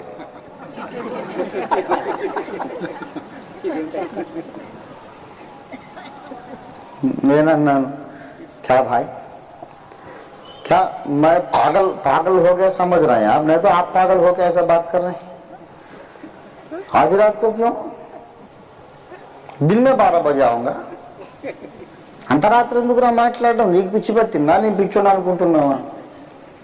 పిచ్చి పిచ్చి ప్రయత్నాలు చేయకు. మామూలు సేవకుల్లాగా నేను మీకు దొరికేటోడిని కాదు. నీలాంటి వాళ్ళు ఎంతో మందిని చూశాను. నిజంగా నీకు డౌట్లు ఉంటే మా ఇంటికి రా, లేదంటే పట్టపగలు ఎక్కడికైనా వస్తా. నిజంగా అర్ధరాత్రి కావాలి అనుకుంటే నీలాంటి దగ్గరికి నేను ఒక్కడిని కాను, 4 లారీల జనం వేసుకొని వస్తాను. తొక్కి పడేస్తారు. పిచ్చి పిచ్చి వేషాలు నా దగ్గర వేయకని చెప్పాను. మా బావగారిని పంపించా. ఓల్డ్ సిటీ గుండాలందరూ మా బావగారి కిందే ఉంటారు. పోయి అడిగాడు, ఎవరు నువ్వు? మా బామ్మర్దిని రమ్మన్నవాట అంటే సరే గడగడ నేనే ఐసా వయసా కుछ ఐసా కోई बात नहीं అంటే డౌట్ అటరా మాట్లాడదాం పదా అరే సబ్ డౌట్ క్లియర్ हो गया सारा कुछ भी सब क्लियर हो गया. జాగ్రత్త बावन जोली राग मल्ले नहीं साहब मैं सुना రంజిత్ साहब बहुत अच्छे आदमी है. ఆ రోజు కనుక నేను అర్ధరాత్రి వాడు 12:30 రమ్మని పిలిస్తే నేను మూర్ఖున్నై సమయం అనక అసమయం అనక వాక్యమును ప్రకటించమని పౌలు చెప్పాను కదా అని అర్ధరాత్రి పోయాను అనుకో, వాడు పొడిచి పడేస్తాం. అయిపోయింది. Ranjith finish history. ఒక జ్ఞాపకార్థ కూటమి పెట్టి ఫినిష్ అయిపోతుంది. జాగ్రత్తగా ఉండాలి. ప్రభునందు ప్రియులారా, యేసునాథుడు మనకు చెప్పినటువంటి బంగారు వాక్యము, హెచ్చరిక చూడండి దయచేసి. మత్తయి సువార్త 10వ అధ్యాయము 16-17 వచనాలు చూడండి. ఇదిగో తోడేళ్ల మధ్యకు గొర్రెలను పంపినట్లు నేను మిమ్మల్ని పంపుచున్నాను గనుక పాముల వలె వివేకులను పావురముల వలె నిష్కపటులునై ఉండుడి. మనుషులను గూర్చి జాగ్రత్త పడుడి. దేని గురించి జాగ్రత్త పడాలి? మనుషులను గూర్చి జాగ్రత్త పడండి. బివేర్ ఆఫ్ డాగ్స్ కాదు, బివేర్ ఆఫ్ మెన్ అంట.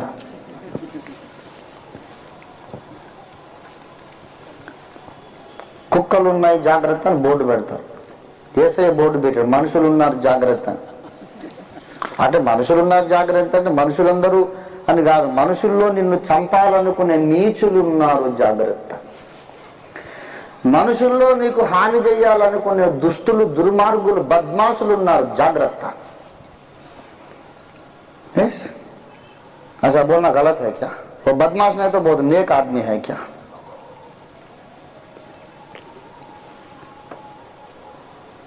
ప్రభునందు ప్రియులారా, బద్మాష్ అంటే ఏమీ చెడ్డ మాట కాదు.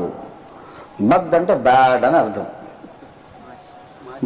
బద్మాష్ అంటే దుర్మార్గుడు అంతే, ఇంకేం లేదు. చెడ్డ మాట కాదు. బద్బూ అంటే చెడు వాసన. బద్ ఖిస్మత్ అంటే దురదృష్టం, బ్యాడ్ లక్, బ్యాడ్ స్మెల్. అట్లా బ్యాడ్ మ్యాన్ అన్నమాట వాడు బద్మాష్. ఒకసారి ప్రసంగం చేసిన తర్వాత ఒక చెల్లు అన్న దైవ సేవకుడు బూతులు మాట్లాడొచ్చా అంటాడు. మాట్లాడకూడదు. మరి నువ్వు బద్మాష్ అన్నావు, బద్మాషి అంటే తిట్టినవా అంట. హే బద్మాషి అని. అదే తెలుగు రాకపోయే, ఉర్దూ రాకపోయే, ఇంగ్లీష్ రాకపోయే, మరి ఎట్లనే ఆ బోధ చేయడం? నేను పలికినంటే అది పవిత్రమైన మాటను మీరు నమ్మండి అంతే. ప్రభునందు ప్రియులారా, నీ చుట్టూ ఉన్నటువంటి మనుషులలోనే కొంతమంది దుష్టులు, దుర్మార్గులు ఉన్నారు. ఎలాంటి వాళ్ళట? 16వ వచనం, ఇదిగో తోడేళ్ల మధ్యకు గొర్రెలను పంపినట్లు నేను మిమ్మును పంపుచున్నాను గనుక పాముల వలె వివేకులను పావురముల వలె నిష్కపటులునై ఉండుడి. మనము సెల్ఫ్ డిఫెన్స్ ఉండాలండి. దేవుడు కాపాడుతాడు, కరెక్టే. కానీ దేవుడు కాపాడతాడని చెప్పేసి రైలు ఇంజన్ వస్తుంటే ఎదురుగుండా వెళ్ళిపోతావా? ఏ సునామంలో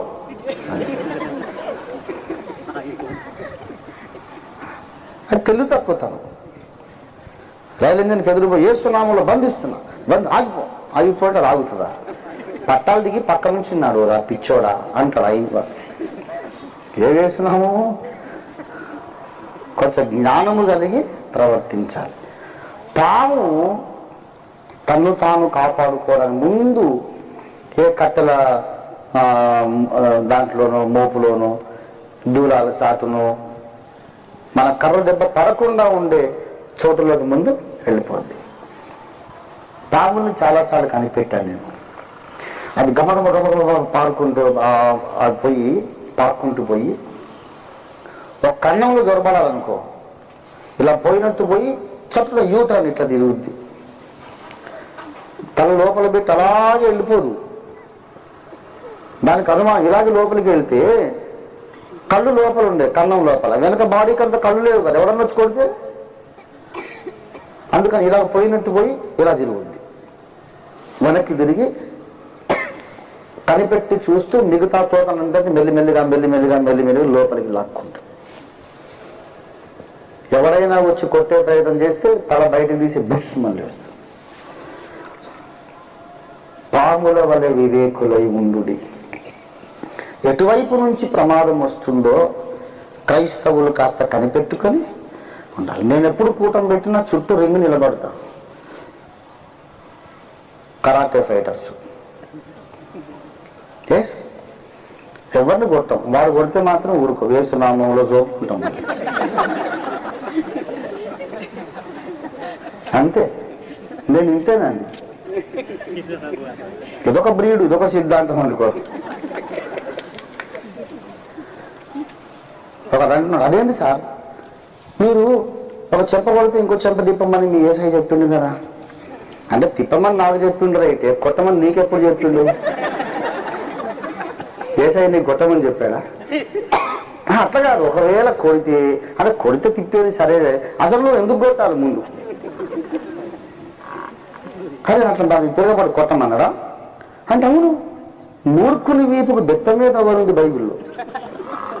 పుత్త పుణ్యాలకు కొడుతున్నావు, నువ్వు మూర్ఖును కాబట్టి నువ్వు దంచాలి, తర్వాత నూనె రాసి ప్రార్థన చేయాలి. అప్పుడు స్వస్థపరిచేవారని పనిచేసి అనేకులు రక్షింపబడతారు. దేవుని స్తోత్రం కలిగిన హల్లెలూయా.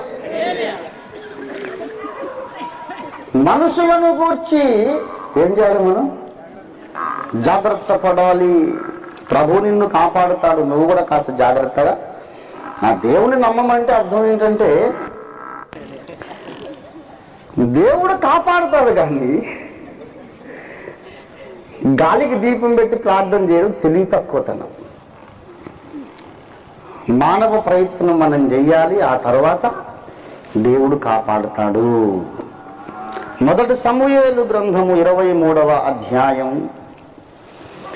14వ వచనం చూడండి. అయితే దావీదు అరణ్యములోను కొండ స్థలముల యందును జీపు అను అరణ్యమున ఒక పర్వతమందును నివాసము చేయుచుండెను. సౌలు అనుదినము అతని వెదకినను దేవుడు సౌలు చేతికి అతనిని అప్పగించలేదు. దావీదుని ఎవరు రక్షించారు? దేవుడే రక్షించాడు. కానీ దావీదు ఏం చేశాడు? మరి దేవుడు కాపాడతాడని చెప్పి సౌలు ముందుపై కూర్చున్నాడా? ఇదిగో సౌలు, దేవుడు నాకు ఆశ్రయము దుర్గమై ఉన్నాడు, నువ్వు నన్నేం చేయలేవు, నేను ముందే కూర్చుంటా, నీకు చేతన ఇంకేదో చేసుకో అని ముందు కూర్చుంటే అయిపోను. ఎప్పుడు దావీదు పారిపోయే తెలివి ఉండాలి. పారిపోయి జీపు అరణ్యములో దాక్కున్నట్ట, కొండ స్థలముల్లో సంచరించుచుండగా దేవుడు కాపాడెను. అవసరమైతే దాక్కుని తప్పించుకుపోవాలి, అవసరమైతే రుబాబు చేయాలి, ఏంద్రా కాట వేయకపోయినా బుసగొట్టాలి.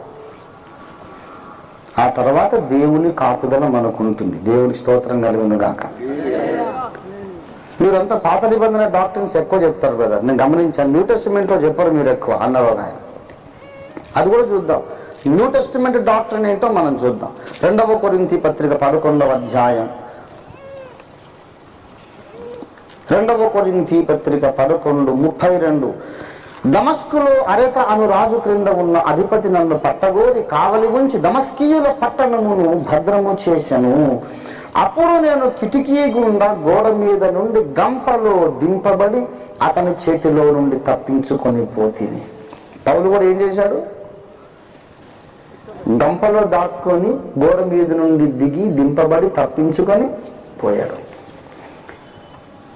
ప్రతి సేవకుని దగ్గర ఎప్పుడూ ఒక గంప రెడీగా ఉండవలెను. అవసరమును బట్టి గంప వాడాలి. అవసరమైతే చట్టరీత్యా చట్ట ప్రకారము రాజ్యాంగానుసారం మనం సంరక్షణ కాపుదల పొందాలి. మన రాజ్యాంగంలో మనకు మంచి సంరక్షణ ఉంది, అది వాడుకో. ఒకవేళ రాజ్యాంగమును అమలు చేయవలసిన వారిలో కూడా కొంతమంది సౌలులు ఉంటే గంపను వాడుకో. జాగ్రత్తగా ఉండాలి. నీవు తగిన విధముగా వివేకము కలిగి ప్రవర్తిస్తే మనుషులు చేసే ఏ హానిని కూడా యేసు నీ దరికి రానియ్యడు. ఆపత్కాలమందు నమ్మదగిన సహాయకుడు. మనుషులు తలపెట్టే శరీర సంబంధ అపాయము నుండి, హాని నుండి యేసయ్య నిన్ను కాపాడతాడు. రెండవ అపాయం ఏమిటంటే, వేటకాడొకడున్నాడు. 91వ కీర్తన 3వ వచనం చూడండి. వేటకాని ఉరిలో నుండి ఆయన నిన్ను విడిపించును. 91వ కీర్తన 3వ వచనం. వేటకాని ఉరిలో నుండి ఆయన నిన్ను విడిపించును. వేటకాని ఉరి అనేది ఒకటి ఉన్నది ప్రియులారా. నాశనకరమైన తెగులు రాకుండా. వేటకాడు ఒకడున్నాడు. వేటకాని ఉరి ఉన్నది అంటే వేటకాడనేవాడు ఒకడు ఉన్నాడు. ఆ వేటకాడేవాడనగా సాతాను. వాడు ఆత్మ సంబంధమైన ఉచ్చులు పన్ని ఉన్నాడు. హబక్కూకు ప్రవక్త గ్రంథం 1వ అధ్యాయం దయచేసి 14వ వచనం 15వ వచనం చూడండి.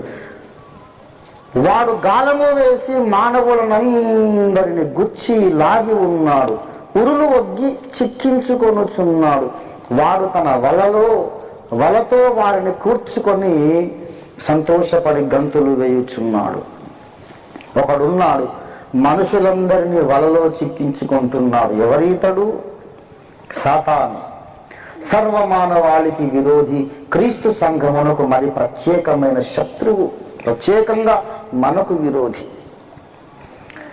మనల్ని పాపములో పడవేయాలని వాడు వలలు పన్ని ఉంచాడు, ఉచ్చులు పన్ని ఉంచాడు. నీ దారిలో నీవు నడిచే రక్షణ మార్గములో, నీ జీవ మార్గములోనే, ఈ సిలువ మార్గములోనే నీ పాదములు చిక్కుబడడానికి అక్కడక్కడ ఉచ్చులు పన్ని పెట్టాడు వాడు. ఆ ఉచ్చులను గ్రహించలేనందు చేతనే భక్తులు పాపములో పడిపోతున్నారు. సోదరుడా, సోదరి, నీ చేత పాపం చేయించడానికి నీ సేవా పొలములోనే సాతాను కొన్ని ఉచ్చులు పన్ని పెట్టాడు.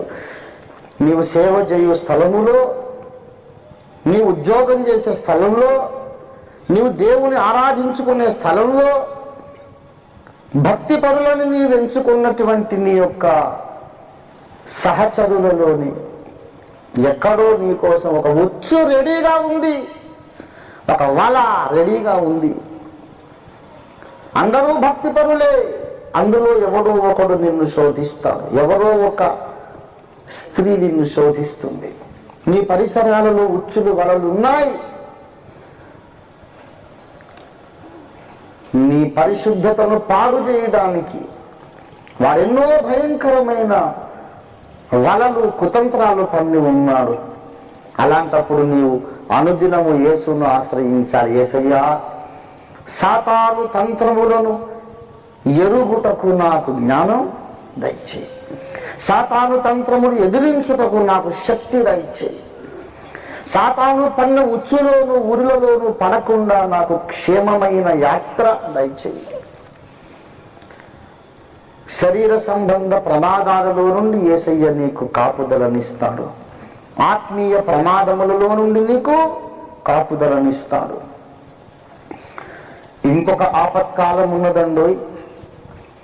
ఆ ఆపత్కాలము మహాశ్రమల కాలము. మహాశ్రమల కాలములో ఆయన మనకు ఆశ్రయ దుర్గమై ఉన్నాడు. ప్రకటన గ్రంథము 3వ అధ్యాయం 10వ వచనం చూడండి. నీవు నా ఓర్పు విషయమైన వాక్యమును గైకొంటివి గనుక భూనివాసులను శోధించుటకు లోకమంతటి మీదికి రాబోవు శోధన కాలములో నేనును నిన్ను కాపాడేదను. ఒకానొక ఘోరమైన ఆపత్కాలము ఆపద్దినము రాబోతూ ఉన్నది. భూమి మీదికి పాతాళలోకపు సైన్యములన్నీ రాబోతూ ఉన్నాయి. ప్రకృతి విలయాలు రాబోతున్నాయి. ప్రకృతి వైపరీత్యాలు సంభవించబోతున్నాయి. ఘోరమైన కరువు రాబోతూ ఉంది. ప్రపంచమును ఏలడానికి ఒక ఘోరమైన క్రూరమైన నియంత ఒకడు రాబోతున్నాడు. ఆనాడు భక్తులకు రేషన్ గింజలు దొరకవు, ఆహార ధాన్యం దొరకదు, నిజమైన విశ్వాసులకు ఉద్యోగాలు ఉండవు. వారిని వేటాడి వేటాడి చంపుతారు, మృగాలను వేటాడినట్లు వేటాడి చంపుతారు. నిజమైన విశ్వాసులకు ఘోరమైన హింసలు రాబోతున్నాయి. ఫిలదెల్ఫియా సంఘమునకు యేసయ్య వాగ్దానం చేస్తున్నాడు, నా సంఘమా, ఘోరమైన ఆపద నీకు రాబోతుంది. ఆ కాలమున నేను నిన్ను కాపాడేదను, నేను నిన్ను కాపాడేదను. ప్రపంచ నియంత నీకు ఆహార ధాన్యం ఇవ్వకపోవచ్చు, ప్రపంచ నియంత నిన్ను ఉద్యోగం నుంచి తొలగించవచ్చు, ప్రపంచ నియంత నిన్ను చెరసాలలో వేయించవచ్చు, శారీరకంగా హింసించవచ్చు, ఆఖరికి తలనరికి చంపడానికి ప్రయత్నించవచ్చు. వాడు ఎంతగా నిన్ను హింసించినా యేసు నీకు ఆశ్రయదుర్గం అవుతాడు. ఆయన చిత్తములో ఎవరైతే హతసాక్షులు కావాలని ఆయన రాసి పెట్టాడో అలాంటి ధన్యజీవులు హతసాక్షులు అయిపోతారు. కానీ హతసాక్షుల లెక్కలో లేని వారికి ఆశ్చర్యకరమైన సహాయం అందుతుంది. వాడు రేషన్ కార్డు ఇవ్వడు, ఆహార ధాన్యం ఇవ్వడు, కానీ సారేపతి విధవరాలి ఇంట్లో పిండి నూనె ఊరుతూ వచ్చినట్టు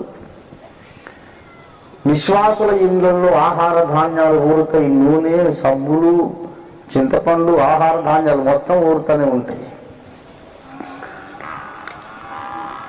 ఇశ్రాయేలీయులు 40 సంవత్సరాలు అరణ్యంలో నడిచినప్పుడు వస్త్రములు పాతగిలలేదు, చెప్పులు అరగలేదు, కాళ్ళు వాయలేదు. మునుపు జరిగినదే మరలా జరుగును. మహాశ్రమల కాలంలో ప్రపంచ ప్రభుత్వ అధికారి, అధినేత, ఆ క్రూర మృగము, ఆ సాతాను కుమారుడు, ఆ క్రీస్తు విరోధి ఎంతగా నిన్ను ద్వేషించి తరిమి తరిమి వెంటాడిన ప్రభువైన యేసుక్రీస్తు కృపలో నీవు క్షేమ భద్రముగా జీవించగలుగుతావు. హతసాక్షివి కాగలిగితే ధన్యుడివి. ఆ ధన్యత నీకు లేకపోతే యేసయ్య ఇచ్చే ఆశ్చర్యకరమైన కాపుదల అనుభవించే ధన్యతనే నీకు ఉంటుంది. ఎలీషాను బంధించడానికి సిరియా సైన్యాలు వచ్చాయి, కానీ బంధించలేకపోయారు. లోతును బంధించడానికి సొదొమలోని ఆకతాయిముకు వచ్చారు. పొద్దున్నుండి సాయంత్రం దాకా ద్వారము దొరకక విసిగిరి. ఇటువంటి ఆశ్చర్యకరమైన కాపుదల నీకు ఇస్తాడు. లోతు సంగతి ఎందుకు రాశాడు? రేపు నీకును అలాంటి కాపుదల ఇవ్వబడుతుందని నీవు నమ్మడానికి, ఆధారము కల్పించడానికి లోతు సంగతి రాశాడు. సొదొమలోని దుర్మార్గుల మూక నుండి లోతును కాపాడిన దేవుడు నిన్ను కూడా కాపాడతాడు. భూనివాసులను శోధించుటకు లోకమంతటి మీదికి రాబోచున్న శోధన కాలములు యేసు నీకు ఆశ్రయదుర్గమై నిలిచి నిన్ను పరలోక రాజ్యంలోకి చేరుస్తాడు. దేవునికి స్తోత్రం కలుగును గాక. హల్లెలూయా. ప్రభునందు ప్రియులారా, ఆపత్కాలములో ఆయన నమ్ముకొనదగిన సహాయకుడు. ప్రియులారా, ఒక్క మాట మీకు చెప్పకపోతే ఈ ప్రసంగము మీరు అన్యాయమైపోతారు. మన మూల వాక్యంలోకి చూద్దాం మళ్ళీ ఒకసారి. 46వ కీర్తన 4వ వచనంలో ఒక కీలకమైన విషయం చెప్పబడింది. ఒక నది కలదు. ఇన్ని అద్భుతాలు జరగడానికి కారణం ఏంటో తెలుసా? ఆ మహాభయంకర శ్రమల కాలములో దేవుని ప్రజలకు అమోఘమైన, అపూర్వమైన, ఆశ్చర్యకరమైన కాపుదలు దొరకడానికి కారణం ఏంటో తెలుసా? ఒక నది కలదు. ఒక నది కలదు. ఆ నది ఏమిటో తెలుసా? పరిశుద్ధాత్మ నది. పరిశుద్ధాత్మ నది. ఆ నది పరిశుద్ధాత్మ నది, జీవజలముల నది. మహాశ్రమల కాలములో మనకు ఆశ్చర్యకరమైన కాపుదల, భద్రత, ఆ శ్రమను భరించే శక్తి మనకు కలుగునట్లు పరిశుద్ధాత్మ నదిని మనం ఆశ్రయించాలి. సారపతి విధవరాలికి ఇచ్చినటువంటి పోషణ దేవుడిస్తాడు. కెరీతు వాగు దగ్గర ఏలియాకు అనుగ్రహించిన పోషణ కాకోలముల ద్వారా దేవుడు నీకు అనుగ్రహిస్తాడు. దుర్మార్గులు నీ మీదకి వస్తే లోతును దాచినట్టు దాచిపెడతాడు. కానీ నీవు పరిశుద్ధాత్మ నదిని త్రాగాలి. దేవుని ఆశ్చర్యకరమైన మేళ్లు నీవు పొందాలంటే పరిశుద్ధాత్మ వాగ్దానము స్వతంత్రించుకోవాలి. పరిశుద్ధాత్మ మీ మీదికి వచ్చున్నప్పుడు మీరు శక్తి పొందుదురు గనుక ఆ మహాశ్రమల కాలములో మీరు క్షేమముగా విశ్వాస యాత్ర నడవగలుగుతారు. పరిశుద్ధాత్మ మీ మీదికి వచ్చినప్పుడు మీరు శక్తి పొందుదురు గనుక ఆ కఠోరమైన పరీక్షలో నిలబడగలుగుతారు. పరిశుద్ధాత్మ మీ మీదికి వచ్చినప్పుడు మీరు శక్తి పొందుదురు గనుక మీ విశ్వాసానికి ఎదురయ్యే అగ్ని పరీక్షలో మీరు విజయవంతముగా నిలబడగలుగుతారు. పరిశుద్ధాత్మ శక్తి లేకుండా ఎవరు మహాశ్రమల కాలాన్ని ఎదుర్కోలేరు. పరిశుద్ధాత్మ అభిషేకము లేకుండా ఎవరు శ్రమలలో తమ విశ్వాసాన్ని కాపాడుకోలేరు. యేసు నీకు ఆశ్రయ దుర్గము నిజమే. ఆయన నీ కొరకు ఈ లోకములోనికి తెచ్చిన నది ఒకటి ఉన్నది.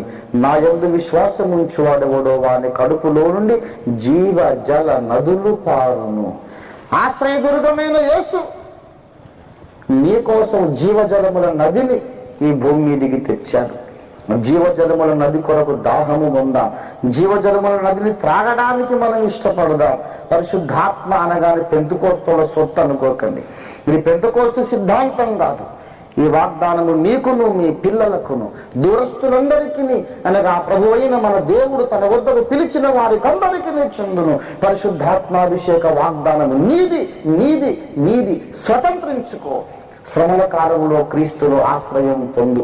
ప్రభువు నీకు అటువంటి ప్రాప్త కాలజ్ఞత దయచేయునుగాక. ప్రార్థన చేసుకుందాము. తలలు వంచండి. ప్రార్థన. ప్రేమ కలిగిన మా మహాపరిశుద్ధ పరమ తండ్రి, ఈ రాత్రి మీరు పలికించిన నీ దివ్యమైన వర్తమానము కొరకు నీకు స్తోత్రాలు చెల్లిస్తున్నాం. నీ పరిశుద్ధ గ్రంథములో మేము నేర్చుకునవలసిన సత్యాలు అసంఖ్యాకముగా అనంతముగా అపారముగా ఉంటూ ఉండగా ఈ లోక సంబంధమైన జీవన వ్యాపారముల్లో మునిగి తేలుతూ మేము ఎక్కువ సమయాన్ని మీకు కేటాయించలేకపోతున్నామయ్యా. అందులోకై మమ్మను క్షమించండి. మాకున్న కొద్ది సమయములోనే మీరు కరుణించి వచ్చి మా పరిమితులలోనే మీరు మమ్మల్ని దర్శించడానికి ఇష్టపడిన దయామయుడవైన కన్న తండ్రివి గనుక నీకు స్తోత్రములు చెల్లిస్తున్నాము నాయన. ఆపత్కాలములో నీవు నమ్మదగిన దేవుడవు, నమ్మదగిన సహాయకుడవు, మాకు ఆశ్రయదురుగానివి. నరకమనే ఆపద నుంచి రక్షించిన ఆశ్రయదురుగానివి. నీకు స్తోత్రాలు తండ్రి. ఈ భూమి మీద ఉన్న మా శత్రువుల నుంచి మమ్ము రక్షిస్తున్న ఆశ్రయదురుగానివి గనుక నీకు వందనాలు. సాతాను పన్నిన ఉచ్చుల నుండి మమ్మను కాపాడుతున్న మా ఆశ్రయ దుర్గానివి గనక యేసయ్యా నీకు వందనాలు చెల్లిస్తున్నాం. రానున్న మహాశ్రమల కాలంలో కూడా మీరే మాకు ఆశ్రయమై ఉన్నారు గనక నీకు వందనాలు చెల్లిస్తున్నాం.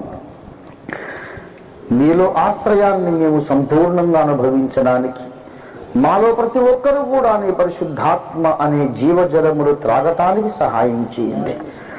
ప్రతి ఒక్కరికి నీ జీవజలములు త్రాగించు నాయన. ప్రతి ఒక్కరి కడుపులో నుండి జీవజలములు నదులుగా ఉబికి పారునట్లు సహాయం చేయండి నాయన. నీకు స్తోత్రం.